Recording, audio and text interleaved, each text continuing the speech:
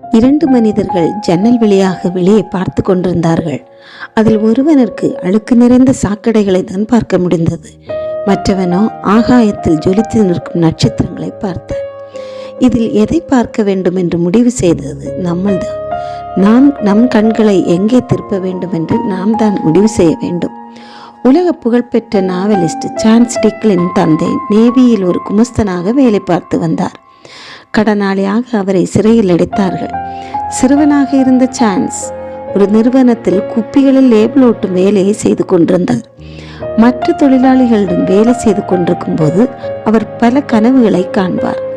அதன்படி அவர் எழுதத் தொடங்கினார். முதலில் எழுதும் புத்தகங்கள் யாரும் அவரால் கவனிக்கப்படவில்லை. இவன் ஒன்றுக்கும் உதவாதவன் என்றே சொல்லி வந்தார்கள்.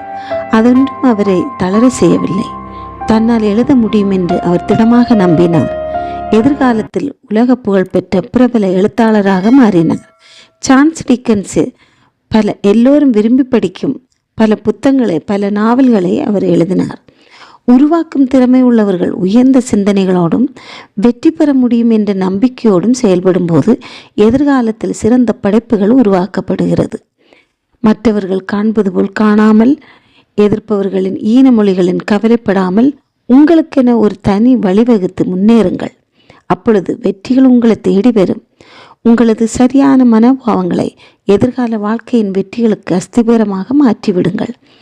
மனதில் நினைப்பது தவறாக இருந்தால் உங்களால் வெற்றி பெறவே முடியாது.